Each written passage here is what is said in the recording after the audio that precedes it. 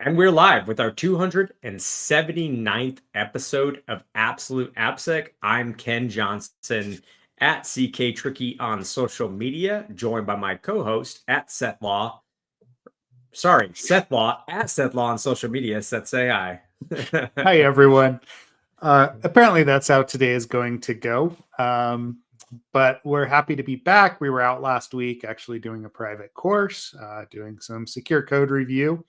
But we are back. There's a couple of items that I did want to dig into. First of all, training. We have an open virtual practical secure code review AI enhanced training that will be running the end of next week on March 26th and 27th, training.absoluteappsec.com. We have not offered this one publicly for a while. We've done a couple of private trainings, but I think this is the first time since about November that we've offered this course. So if you've been looking for an opportunity to improve your secure code review skills, now is the time, and the opportunity is in front of you. We've got a couple of seats left. Would love to have you in that, especially the AI enhanced stuff. Ken and I are, obviously, if you've been listening to the podcast, you know that we're incredibly bullish on the use of AI to improve workflows. I've had some, actually in the last week, Ken and I have been talking about like some of the analysis and the things that I'm starting to do with it from like an enumeration dynamic perspective are pretty effective as well. So, but this one, we actually introduce how to analyze code using AIs within the context of that manual source code review process. So training.absolute.appsec.com. On top of that, harnessing LLMs for application security will be a part of DEF CON trainings in Las Vegas. This is the first time that we've done this course in person.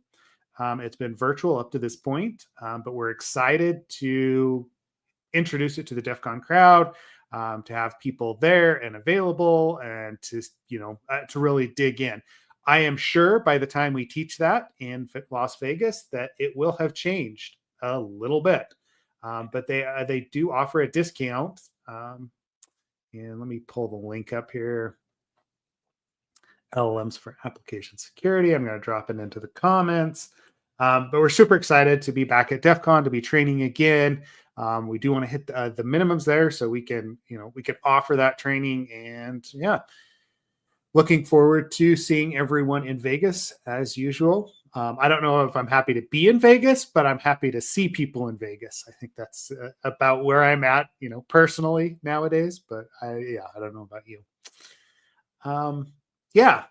Outside of that, Ken, I know we didn't talk about it, but I did wonder how Snowfrock went. Actually, before I dig into that, I do need to pull up sponsor, right? Yeah, we got to give a shout out to Dry Run as the sponsor for this episode, right? You know what? Don't even What? worry about the blurb. Okay. Because I'll just say this. Forget listening to our words. Go look at Dry Run Security Sandbox on github.com. Go look at the languages and frameworks that we've opened pull requests on. If you're not blown away by how much better we are than Sneak, SonarQube, CodeQL, and SemGrep, I'd be highly surprised. It's exactly what I've been saying. We finally have the ability to show these results to people and show the difference, but it's exactly what I've been saying, which is these tools will find what you see in a purposely vulnerable web app used for educational purposes, vanilla XSS, vanilla this, vanilla that. But anything that actually matters, like nuanced authorization flaws, crypto issues, whatever, they completely miss. I'm not full of it. Go look at the repos, go look at the pull requests. Doesn't matter the technology stack. That's an old paradigm way of thinking anyways. But yeah, just go look at the results yourself. You don't even have to, I don't need to promote it. You can just go see what we've done. Yeah. Go check it out. I'm going to drop the link in here for that account because it's impressive, right? Like I don't know how else to say it, right? Like, and I've been watching you guys build this for a while, but the fact that we're getting those sorts of results out of this, I said it on LinkedIn, right? Like we've put up with, I don't know how else to say it, but deficient tools for a long time. And we've made up for it from a manual perspective, right? And we're still going to do manual analysis, But the fact that the the tools and what you've built is coming across so much better, it's great, right? Like it's amazing to see. So Thanks, man. It's been 2 years of over 2 years of, you know, yeah, yeah, it's terrifying when you build it. And I know we're going to talk about all that kind of stuff today, later. But yeah, like in terms of like, what mental health stuff, like doing hard things. But yeah, that was a hard one. Like the last couple of years have been obviously tough, but with like a very small team, we proved we can do better than billions of dollars worth of companies. yep, So yeah, I mean, like I don't know what to say. So just yep, yep. hopefully the No, people watch the results, and you know things get viral and people start realizing, oh crap, like you really can deliver on the things you said you could. So we'll see. yep, yep, yeah. So thanks to Dry Run for sponsoring this episode. And yeah, outside of that, the other thing I was going to ask you about, I know like you've been going to a lot of conferences lately, right? From the perspective of a sponsor or a vendor, you're talking to people on the vendor floor. Um, I wondered, like last week was, I was doing personal stuff, but last week was Snowfrock in Denver. Wondered what your thoughts were there. I know it's an OWASP associated conference, an OWASP chapter run conference, right? Like it is somehow associated with OWASP. But wondered what your thoughts are, like the conferences that you are finding to be interesting and effective versus not, coming from the perspective of a vendor as opposed to an attendee. Oh wow, that's okay. There's a lot of things. Let me unpack. Well, let me unpack first, like the Snowfrock experience. So Okay. it is a 1 day conference, and I guess I don't know it. Like I this is my first time ever attending Snowfrock, so I don't really know what had happened at previous Snowfrocks. But at the end of the event, the event was fantastic, and I'll explain all of the reasons why. But it was a 1 day conference that was really, really well run. But I guess that they had problems before, and so they put their heads together and like we're gonna have a great conference. We're not gonna have all these issues again. So they at the end gave some massive credit to Frank Victory. I guess Frank Victory had decided that like this was going to be his personal task to make this an amazing conference, since I guess like I said they had problems, and the crew, they all did a wonderful job. So now here's what I'll say. I was a vendor. So the only talks I got to see were the ones that were in the main area, because the way it was set up was you got this gigantic open area with like, Uh-huh. three three-story high kind of like monitors and like big screen and whatnot. So, on the second floor, it's kind of this curved catwalk that we are all set up on these booths. What that means is, it's very open. You can very clearly, and I was in the very middle, so I was clearly like or a clear line of sight to the stage, which was incredible because the first talk was HD Moore, and Yeah. I fanboyed out real hard. I was like, "Shut up, everybody! I need to hear what HD Moore has to say." I was like, it was amazing. I was really excited to see him back speaking. He's got a new company, Run Zero, so that was really cool. And then all the talks that came after it were really awesome. There was one that was near and dear to you and I's heart, which was around GraphQL authorization issues. I think the company was maybe called Escape or something, and I apologize, the speaker's name escapes me.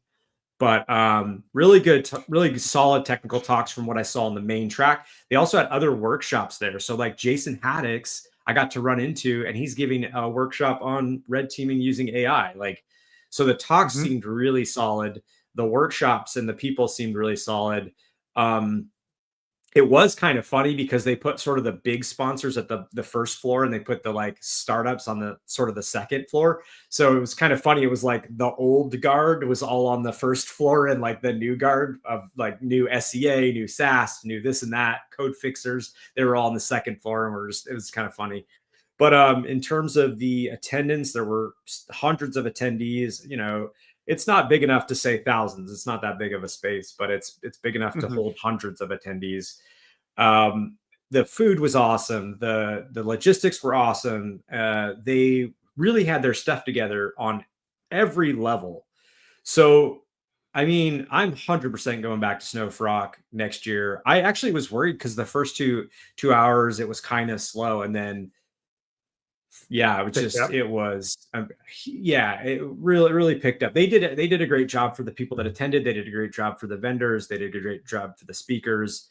So I was just very happy. Excuse me, with happy with Snow Frock. Cool. I mean, that's good to hear. Like honestly, like it's an adjacent conference for me here, right? Like I should be considered local. I didn't make it, like, and actually, like I think the last time I made it was years ago. Um, it's always hit like at an inopportune time. But Mark Hoops, who's in Slack and as a podcast listener, That's is one of right. the I know he's one of the organizers. I was going to speak and then it just didn't work out this year, but I'm excited to get back to it, right? Like it's one of those that feels like it's been growing and it's got a pretty good community around it, right? Um, so yeah. Well, Yeah, okay, so to my I did second get to question then. run. Oh yeah, Just go ahead. I was gonna say I did actually get to run into Mark, and I mean he had said hi, by the way. Yeah. I should Oh, say that. sweet. But yeah. Hi, Mark. Yeah. By the way, I think it was Samantha. I want to say it was probably Samantha Pearlstein, Okay. who, yes, Samantha Pearlstein from a founding sales engineer at Escape, who gave that GraphQL talk. Just want to give credit where credit was due. That was a great talk. Um, Cool. but yeah, no, so yeah, so saw Mark. He told me about the whole thing, trying to get you there, but you had like the trip that you had with the family and all that fun stuff planned. Yeah. So yeah, it's Yep. cool. Yep. That's what happens when never mind. Right? Like I won't get into it, right? But yeah, so I'll get back to that, I'm sure, at some point. All right. So that's Snow Frock. Sounds like it was a good one. And like this is kind of what I'm finding from like a general OWASP perspective is I feel like the regionally run events feel more like a B-sides or more like a very like focused application security, product security conferences, right? Whereas like the global AppSec conferences, I don't know like how they've actually been lately, right? But the attention has been very split there. Anyway, right.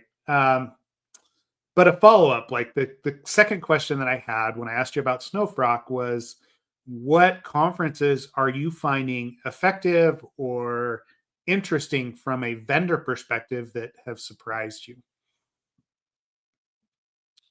Oh, that's a good question. Well, I wouldn't have thought like a DevOps days would be very effective, to be quite honest. But those have Mhm. actually turned. They just have a long tail on Yeah. leads for us, anyways. It seems, but pretty good for leads. I was surprised. I thought CodeMash would be better than it was. But again, a lot of these ones it's hard to tell because you know it. But I'll say this: actually, CactusCon was pretty good, but the second you were there, you weren't there the second day, but the second day you've Yeah. been there before. The second day, it's mostly students. But from a vendor perspective, I'd say the Snowfrock one actually was at the top of the list for good qualified leads and good conversations, actually. So, um, but yeah, we've been to a bunch of different conferences. I would say the ones that aren't like we did one at ETLS in Vegas in August, and I don't think that was really worth it, to be quite honest. I think that no offense to ETLS, I think they're still trying to figure themselves out. Uh, but it wasn't great. It was actually Yeah. not great in a lot of ways. Yeah. I mean, it's always interesting, right? Like, what's in a couple of weeks? CypherCon is in a couple of weeks. That's in Milwaukee. That was that was a pretty cool conference as well. But it's more DEF CON esque, right? Like more, full security or B-side similar.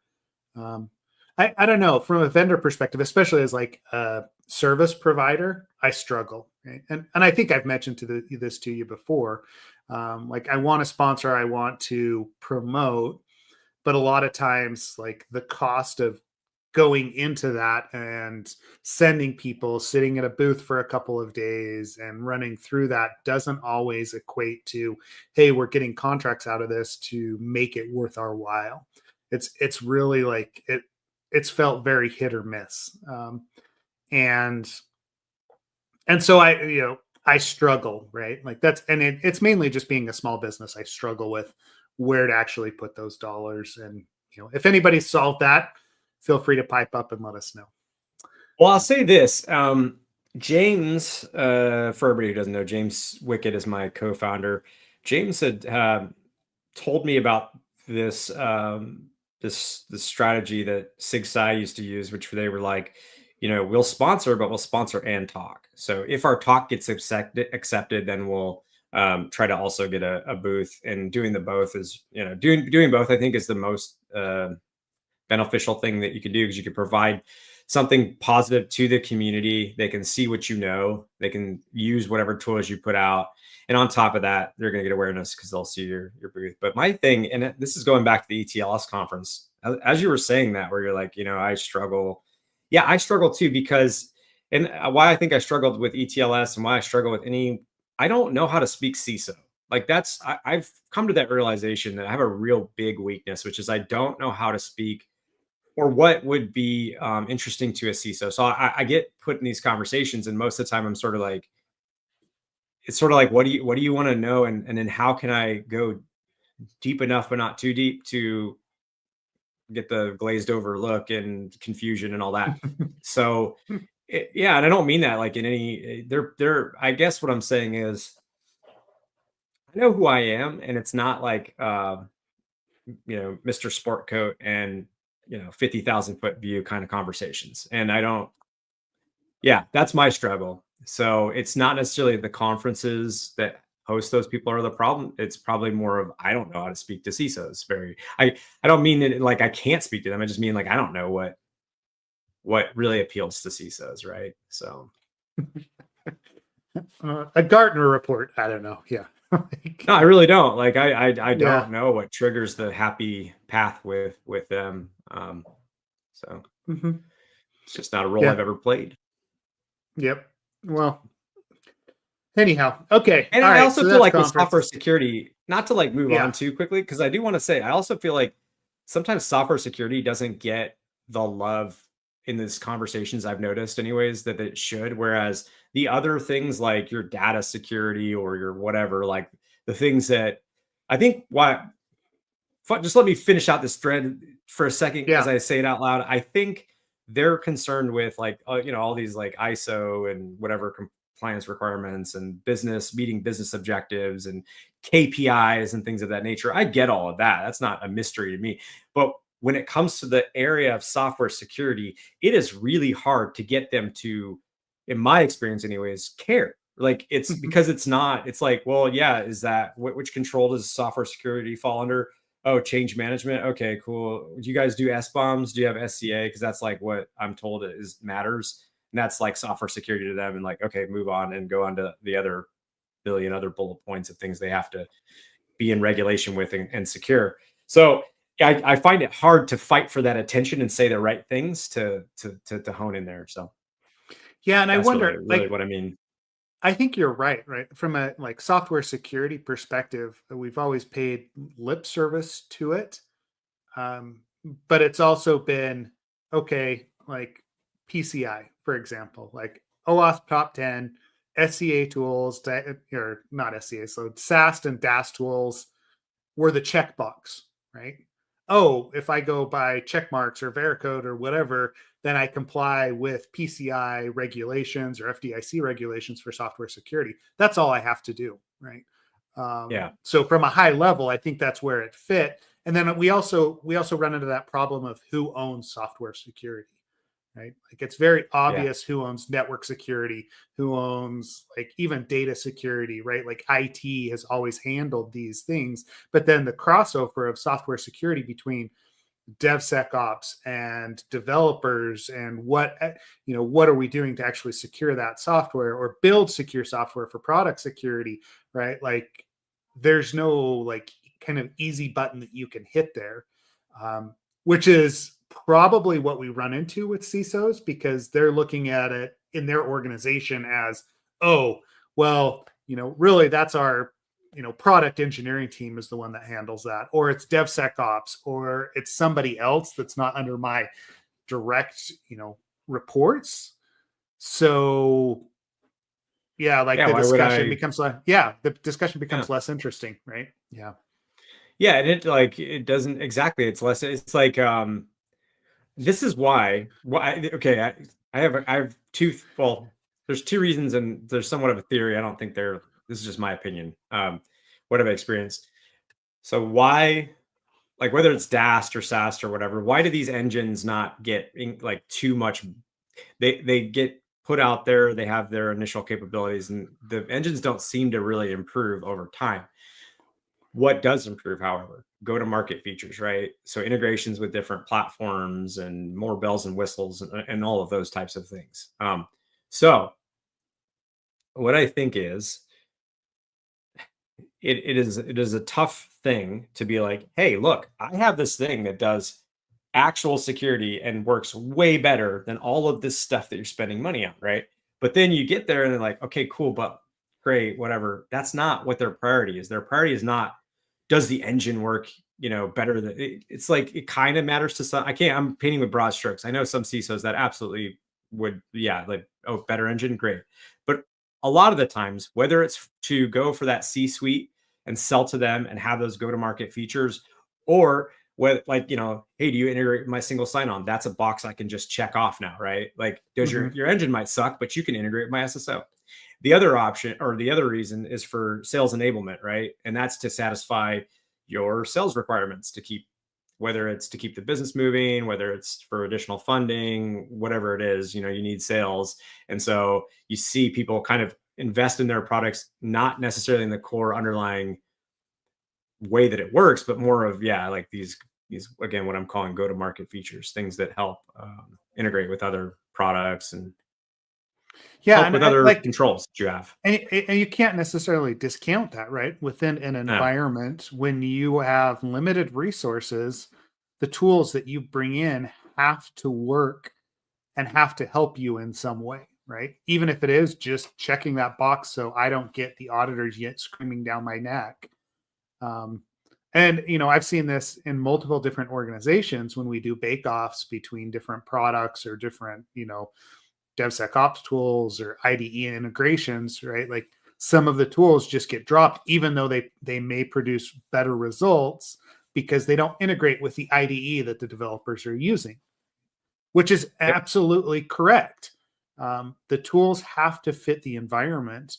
And like one of the first experiences that I had with this was a CISO, way back in, my early like banking days when I was helping build a penetration testing teams that would just go out and buy tools willy nilly because somebody, it was in a Gartner report or whatever it is, go spend, 100 grand on some new shiny tool that we didn't necessarily have the support staff or the need for outside of, okay, once a year we do like we're doing a penetration test of the, the mainframe, and that tool may come in handy at that point. Um, but we had no staff to actually go in and do the rest of these things. And it ended up being just wasted money from a business perspective because there was no plan and it didn't integrate well. So I like, So you get yeah, it. You get where they're coming I get it. from. Yeah, Yeah, yeah. I get where they're coming from And so because do I. Yeah, I do too. yeah, Yeah. it's a It's difficult just an problem when you, interesting realization to see, right? And, to like yeah, just witness every day. You're like, oh, this, yeah, I'm getting more of a picture of how this industry really works, I feel like. yeah, yep. And, Well, you're already and there, but yeah. yeah. I don't know, right? Like, because we have the same problem, right? Like from a services perspective, when we go in to talk to people, and I always go back to the, the what do you consider to be a penetration test example, right? Um, because we get requests all the time. Hey, we need a penetration test. I'm always like, okay, what my first What question type has to of be what penetration test? yeah what do you expect out of a penetration test? And they're like, oh, well, you look at our application and you're oh, it's prop 10. I was like, okay, yeah, like we can have a discussion. Oh, you're scanning my cloud environment and like trying to find misconfigurations, right? Okay, that's a different thing, right? Or oh, you want us to take over AD accounts and like do social engineering. That's what you consider to be a penetration test. You know what I mean? Like Yeah. I yeah, it's and oh, And when it comes to Somewhere I can hear compliance too, Andrew Wilson's talking about standards and the industry lacking them and such. penetration Yeah. testing standards. Yeah, we meant to have a discussion on that at CactusCon, and then I left you quickly.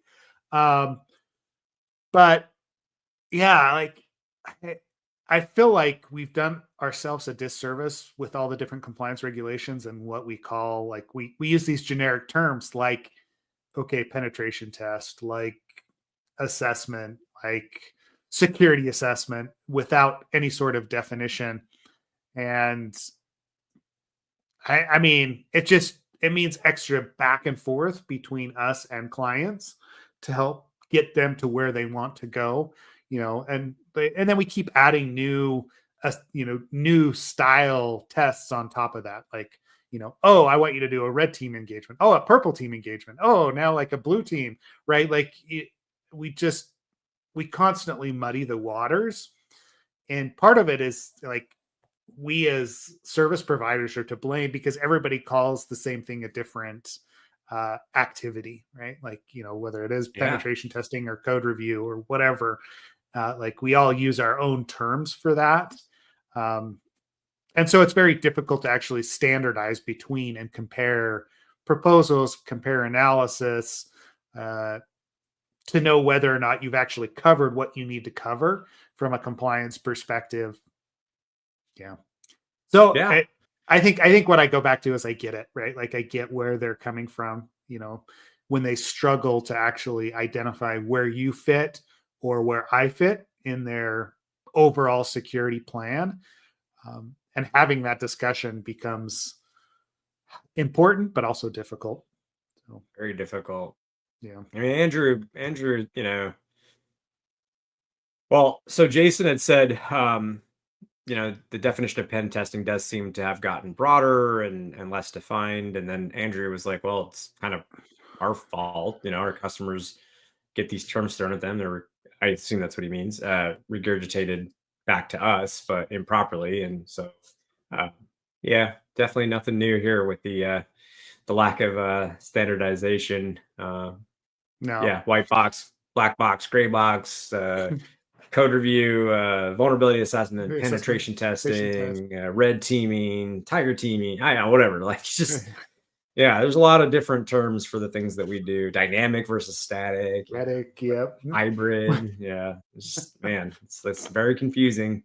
It's a very confusing world. Pretty much though, when you think about it from the customer's perspective, all they're really saying is like, because I actually, full disclosure, I came to you and I was like, hey, Seth, I need you for SOC 2 for sure. I mean, that's going to satisfy a SOC 2 requirement. But what I really need is you to do X, Y, Z and make sure these components are Controls secured because they exist. Yep. actually work.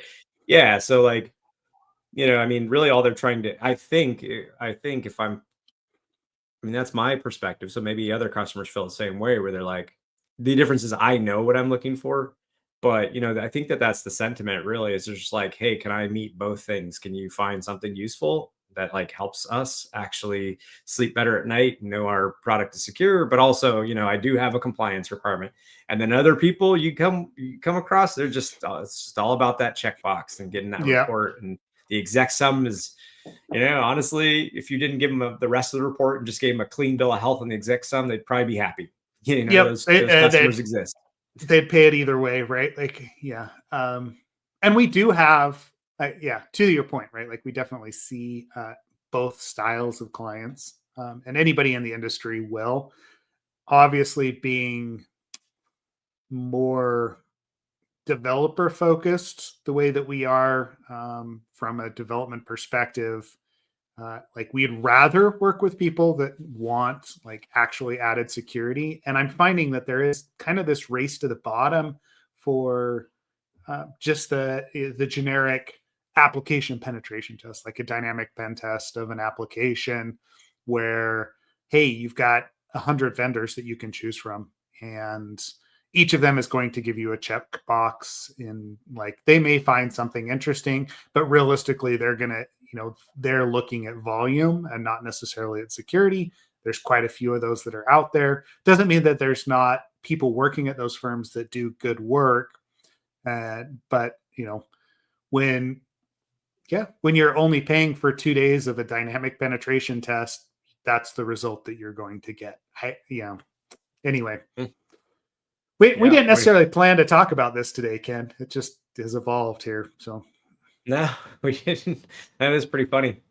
Um, yeah, but I think going forward for kind of back to the original with conferences and whatnot, I think like um, you know, we kind of have this internal feeling that maybe even just being very selective of the conferences that we attend is actually going to be probably a better strategy than Mhm. and I say that, I mean, obviously we're selective, but I mean super selective. Like instead of doing a bunch, we'll do like a small amount. We'll see. I don't know how it'll all turn out.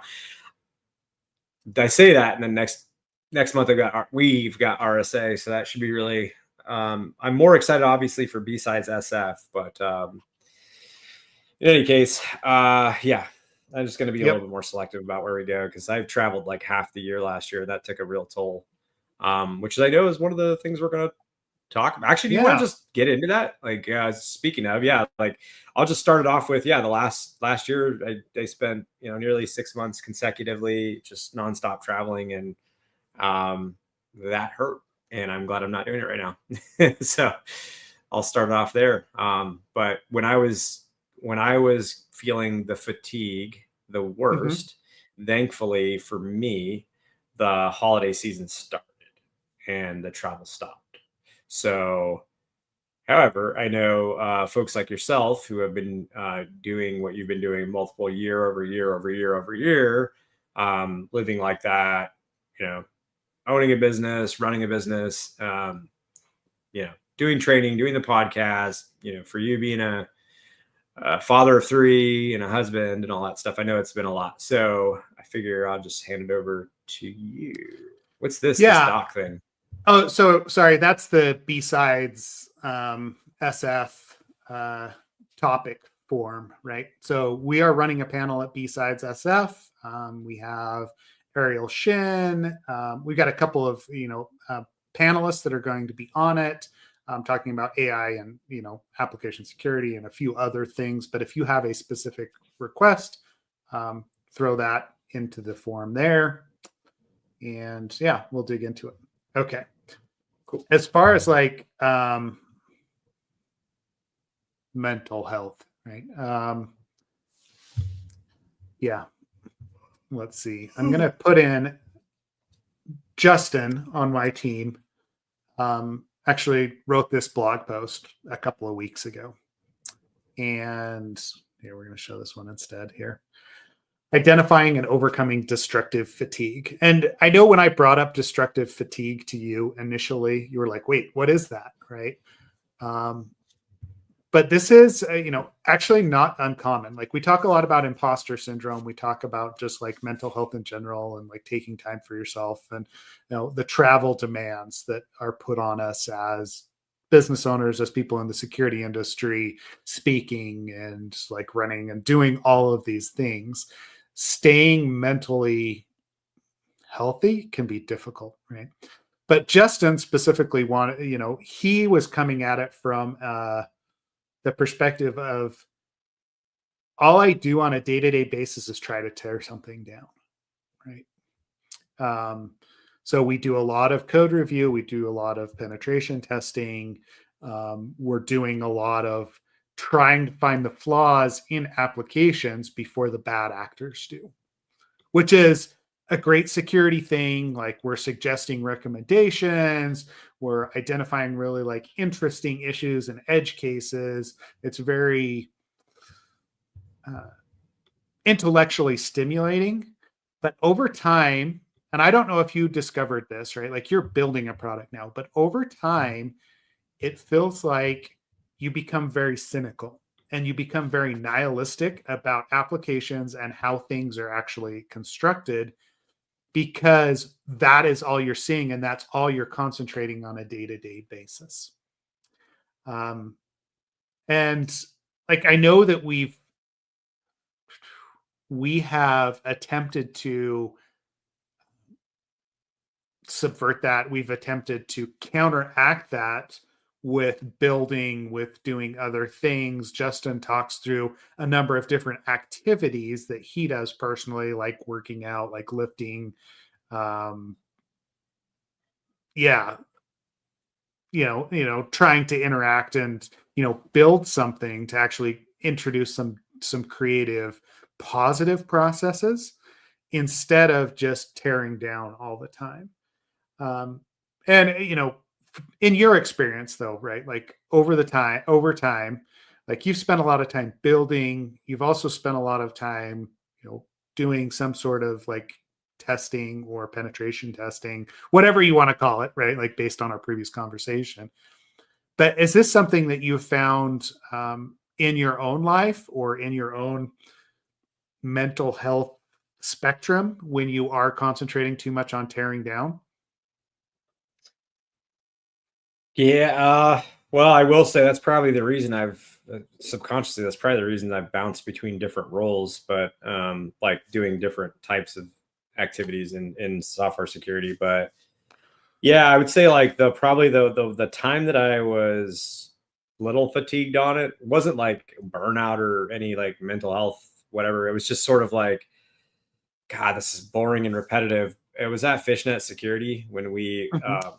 like a couple years in, it was this kind of the same thing over and over again. You're handed a URL, you're given credentials. They all have the same some vulnerabilities. So I mean, definitely after a while, you start to realize like I don't know. It's probably like a home inspector, right? A home inspector's their whole thing is they're supposed to find like manufacturing defects and flaws. And I've actually seen some pretty funny like Instagram accounts of like inspectors who go in and they just show some crazy stuff that you'd have to be like in the attic space, or you'd have to be the parts of the house you don't really pay much attention to or see to see how ludicrous some of the hacky stuff they do is.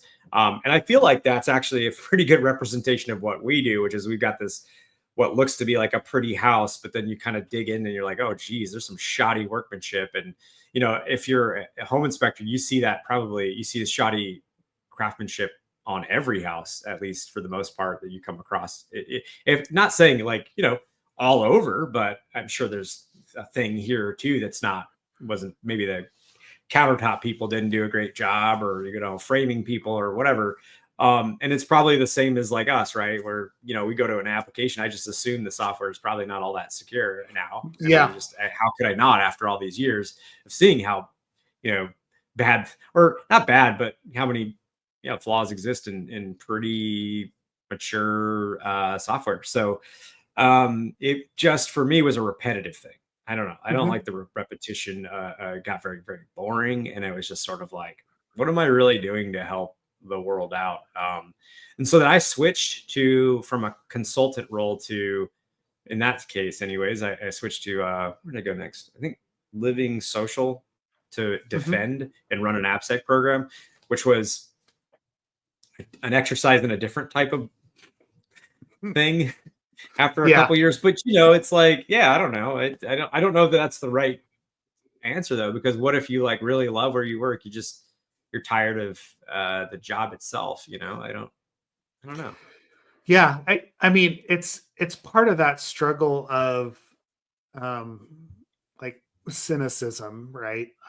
And like you're speaking to this as well, right? As you browse the web on a daily basis, as you use applications, as you interact with the daily world, not as a security person, but just as a regular member of society, the fact that you've been tearing things down for so long results in a certain level of cynicism that, and it doesn't really matter what I do, my data is going to get out, right?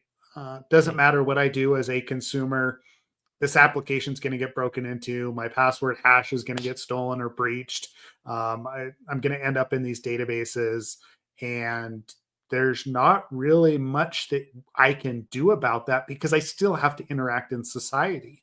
I had a Mhm. lot of friends when we were first coming up in the industry that were very, very protective of their information and would not use large services, would not interact outside of very, very controlled environments. And it actually limited their own interactions with the wider community. because like they're incredibly smart people working for large organizations, securing things, but then wouldn't actually show up or give their name to speak about that stuff at DEF CON or other places. And it limited their interactions with the wider community and being able to build something even more positive. And it was because of that level of cynicism that they had just ingrained in themselves that, hey, I got to protect everything about me because I don't want to be a target. uh, it's this weird balance, right? And it's almost like you have to put your head in the sand a little bit in order to, hey, I got to go to my, I got to go pay my utilities today, right? And I can either write a check and go like walk down to the office and like, or drop it in the mail. There's like an inherent trust that you have to give to people to pay those bills, because you have to use the banking system. You have to use credit cards, anymore, right? Like cash is not king for a lot of companies, right? Like you can't go to a lot of restaurants nowadays without paying with a credit card, right? Like this sort of switch has happened, which also means that we have to trust. But on the flip side, we're destroying that trust in ourselves on a daily basis, which is where this idea of destructive fatigue comes from. And it's really hard to reconcile those two sides of oneself. Yeah. And I don't know where I'm really going with that outside of you got to find a way to do it, right? Sorry, what were you going to say? I've seen, no, I was going to say like, man, yeah.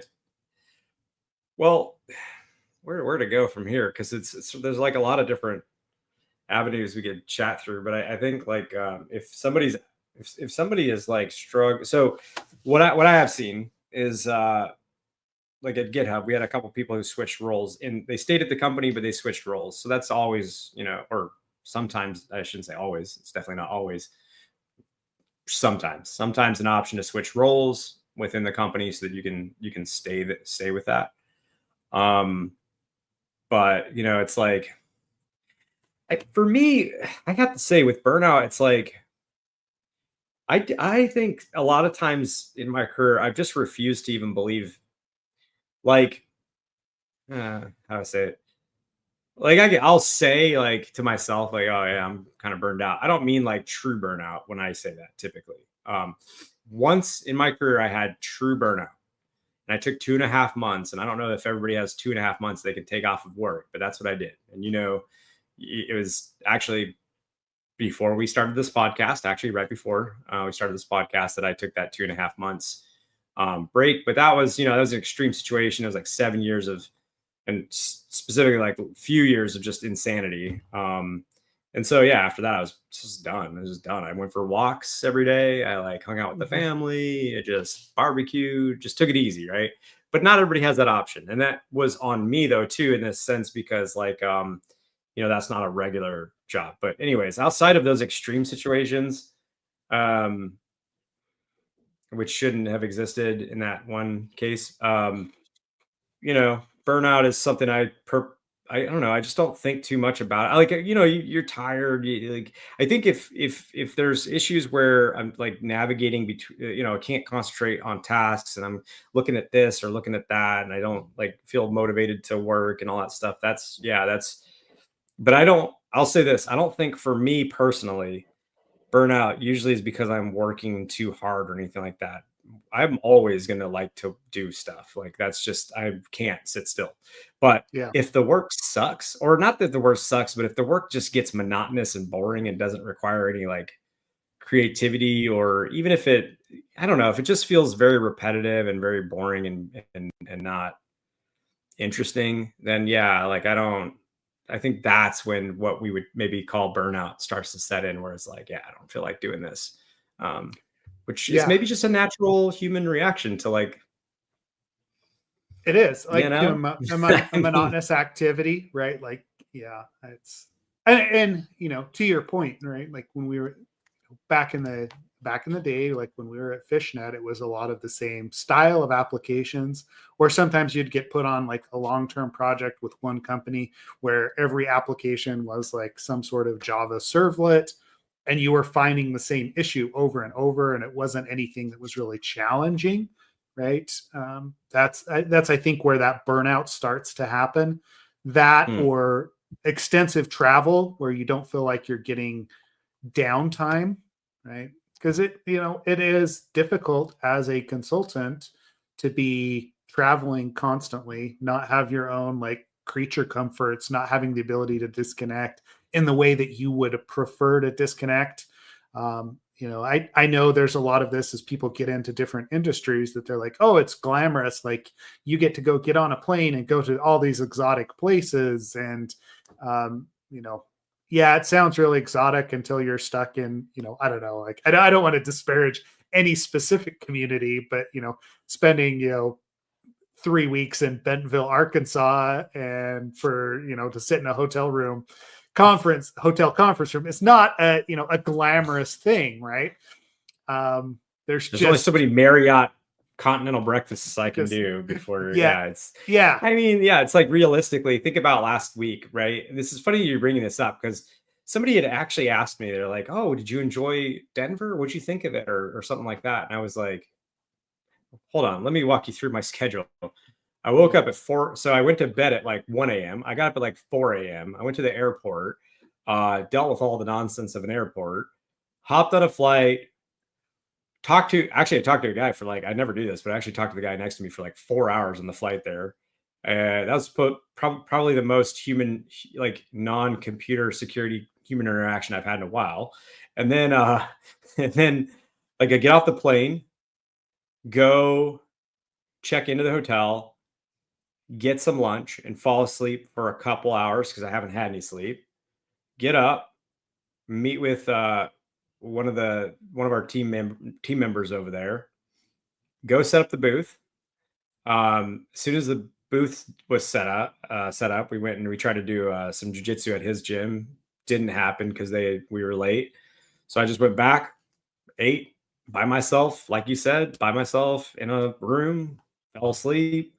Got up at 5 a.m., went and did a workout, went to the booth, worked the booth until like 5, broke down about 6 p.m. I was done.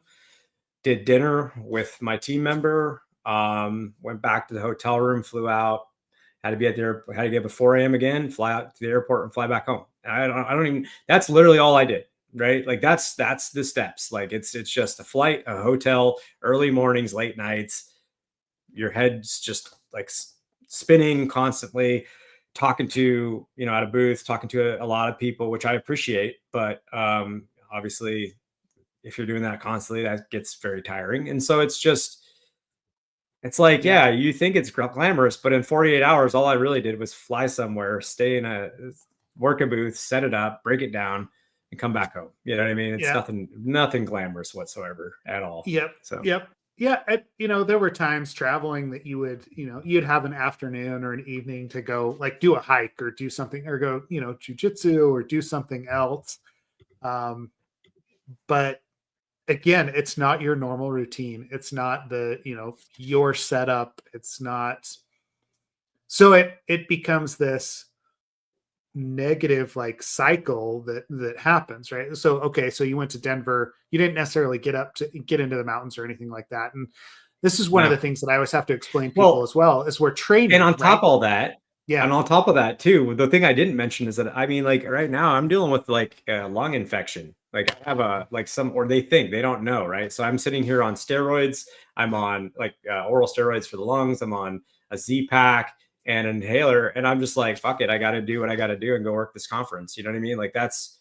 Yep. And so I'm in the Mile High City where I can barely breathe as it is with lung issues. It's like your routine's thrown off. You're dehydrated oftentimes. Your stomach feels weird because you're not eating the regular food that you're used. So yeah, I mean, sorry to cut you off, but I'm like, yeah, dude, like I just don't complain about it because it's like, who's gonna like? This is what I chose to do, so why would I complain? But Yeah. yeah, it's not glamorous at all. No, it's really not, right? And that's where that like the burnout comes from for sure, right? Because yeah, we want to have our creature comforts, we want to have our like own place.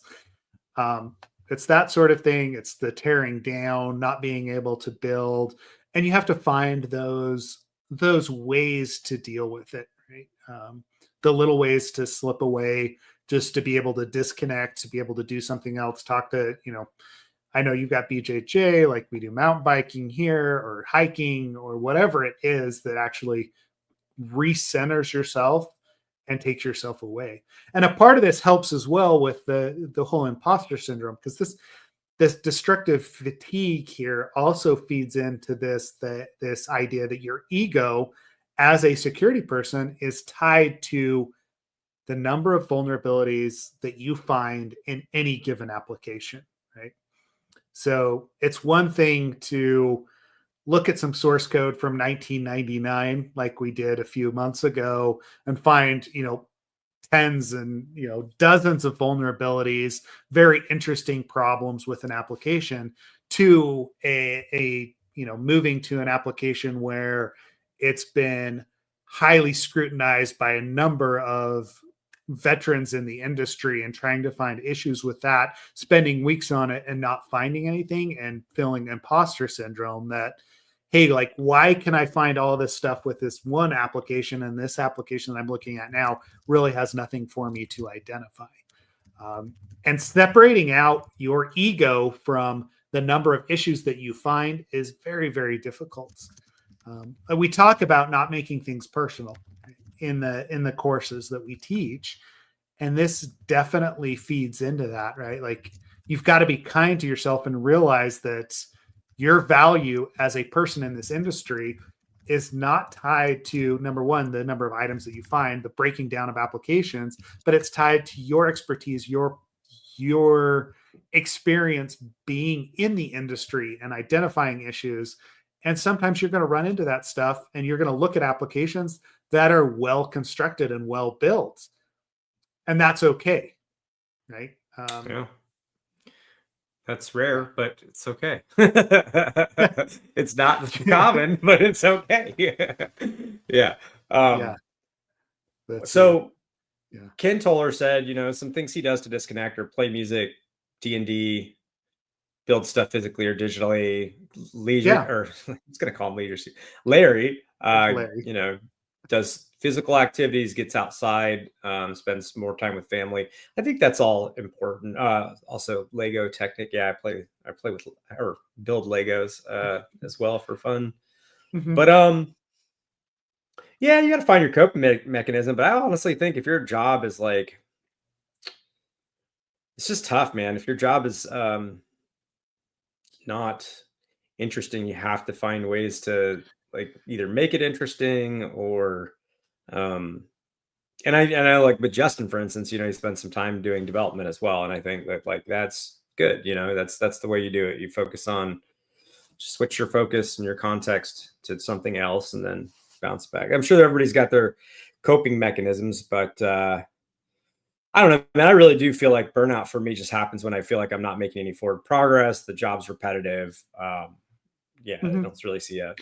Well, I've seen that with developers too. When they're interested in like something, when they're writing software for something they think is cool, that's a whole different ballgame than building like some whatever feature at some giant mega corp. It's the same thing. It's just we're all humans. We just crave interesting things and aren't really meant to sit at a desk and stare at something and do boring stuff all day long. It's just not how humans were wired. Yeah. Yep. So. It's not stimulating, right? And that was one of the things that I was going to say, right? Like, I don't anticipate like ever really retiring from security work, right? Like, I just personally, right? Like, it's an inspiring thing to me. I feel like I will shift my focus, right? So if something's not going well work-wise on a specific project, I don't necessarily find myself disconnecting completely from security in general. I find myself looking at something else, like digitally, like some new technique, whatever it is. And this kind of goes back to that building of your own, like your own repertoire of skills, right? Exploring new OAuth vulnerabilities or AI uses or whatever it is. becomes inspiring because it is that like cutting edge research, right? And being inspired by other people that are giving out that same sort of energy. Those people that we follow and we interview, right? It's inspiring. I feel like that's a reason why you and I keep doing the podcast, is it's inspiring to us, right? To see people actually interact, and the research, the people that we've met through the podcast that actually like share their own ideas and experiences is more than inspiring for me to keep going. Especially in those Yeah, the periods when I do feel, community. yeah, the community Yeah, aspect, right? Yeah. right. Yeah. Like the community is really seriously talking to you folks is what keeps me inspired. I mean, we've been doing this podcast for 2025, I think 7 years, something like Yeah. that. I Yeah. really We don't started, remember. yeah, because we started in what, January 2018, I think was the first one. So 19, 20, Well, we're still doing it, and 6 it's years, for 7 years. because of Yeah. Yeah. everybody involved. Yeah, and it's not. I wouldn't. You and I know you and I wouldn't show up every week and do this if it wasn't for and bring guests on and run the happy hours and all that fun stuff and just the training and everything if it wasn't for the community. So yeah, really, I guess we should be thanking everybody who's listening and watching for your support and keeping us from getting too burnt out and too bored with just this career we've chosen. So thank you to the community, I guess. Yeah. I guess. Yeah, thank you. Yeah. Yeah. So I don't know, pop in. Like it's interesting to see what other people actually do to help themselves or to stay sane. Right. Like, yeah. And be interested to hear from a wider community how they actually do that. And maybe that's a topic we could also bring up during the, um, state of absolute AppSec, right? The panel Mm-hmm. at Besides SF. It'd be interesting to talk to some of these high performers about how they actually stay sane and what they do on a daily basis to keep their mental health together, because it's exhausting. I get such imposter syndrome just from LinkedIn. I'm going to be honest, right? Like when I go on and see all the cool articles and research that people are doing, or any like social media in general, right? It's hard not to feel like I'm not doing enough to measure up to some of those other people that are out there and what they're actually producing. And part of that is the social media effect of people don't post their necessarily daily lives. They only post when they do have something that is um, that is interesting that they want others to interact with. So I get it, but it is still hard to reconcile that in my own mind when it comes down to it, because it does feel like I fall behind. Yeah, I mean, you can only keep up with so much, but at the same time, it's like, hey, you're I don't know, like I've definitely struggled at times, especially because, like, I mean, elephant in the room. I mean, I spent like a couple years building the thing that most people said couldn't, like, Be wouldn't work built, in yeah. that way and you couldn't do and all that stuff. And sometimes you just got to believe in yourself. Sometimes, honestly, you just got to say, fuck it. And I believe in myself. And, am I this, that, or the other? Maybe not. But does that mean you don't have some value in some way, or you see things in a unique perspective, or bring something to the table somebody else didn't see, or can pursue things more than other people, or whatever your thing is? You've got some value, you've got some skill. You got to figure out what it is, and then really just kind of, or what those things are, and really just believe in yourself is what I feel like. Because yeah, if you go and I will say, like, yeah, when I go on LinkedIn, for instance, there's I mean, yeah, for me, it's less imposter syndrome. For me, it's a pure fire hose of, especially in the world that I'm living in right now, technology wise. There's like all of these articles always released of new methodologies and all this stuff, and you feel like you have to keep up on it. Um, and you should, but not every. Sometimes too, what should be put out there is that some folks, that is their job. Their job is to aggregate information. Their job is to they even have people doing some of that research for them. It looks like that person's doing that all day long, but they've queued up a system that is their job. They've got help. You don't know that, but that is what's going on behind the scenes. And it's typically, you see that, especially with like a DevRel style person or whatever. Mm-hmm. So you can't really compare yourself to those people because that's all fake for the most part. Well, I shouldn't say fake, but it's not as it seems is what I really mean. It's really not as what it. So anyways, my point being, like, if you know, with imposter syndrome, I just feel like it's not bad to be humble. It's not bad to say, like, hey, I don't know things. But if you get into a cycle of negative self-talk, you can really, really hurt yourself. And this is something that I think about a lot, is that I heard this quote, I don't remember where, but they're like, the world is always going to try and tear you down. The world's always going to say, you know, or there's enough people out there, not the world, but there's enough people out there that will be willing to say negative things about you and whatever. You don't need to add to that. You don't need to be the person that also says bad things about yourself and all that. You need to do the opposite, not to the point where you have an ego. And I think that's really what you don't have an ego. I can honestly say that. Like, if you guys know Seth, this guy does not have an ego. And that's good, but it can go too far the opposite way, where you then have, and I'm saying this from a place where I've spent a lot of years doing negative self-talk. So these days I try to remember, especially in like situations where I really need to perform well. That could be in a jiu-jitsu competition, that could be in a board meeting, that could be whatever, trying to sell to a CISO that I'm not very good at, you know. What I try to do is just take a moment to like really think about all the successes and not the failures, and just think about, like, what have you accomplished? What hard things have you overcome? And then that, for me, I'm like, I get that little boost of confidence before I go do that hard thing. So if you struggle with negative self-talk, flip it sometime. Think about, stop saying the bad things that you've done or the things that you haven't worked out, and just focus on the things that have. And like the cool, I'm sure everybody who listens has some amazing things they've overcome and push through walls they didn't expect to be able to push through. And that's what you have to really remember. Yeah, it is, right? Like, it's taking the time, and part of this is the disconnection, right? Like, taking the time to go for a walk, or to like exercise, or do something else that is not inherently technology related, but that gives you a boost in some way. Music, Legos, what have you, right? Like, it'll help your mental state immensely to recognize that and actually, step into building it. And to Justin's point, that's what he gets into as well. Yeah, I did like that quote from Socrates, from Jason, right? Mm-hmm. We're getting very philosophical. Like, honestly, before the podcast, Ken and I didn't have, or before the session today, we didn't have a huge agenda. So we were going to go one way or the other. We didn't know which way to go. Yep. Is this going to be a soft skill, like that kind of conversation, or is it going to be like a technical one or whatever? I think we landed on this. Yeah, we landed on this time around, right?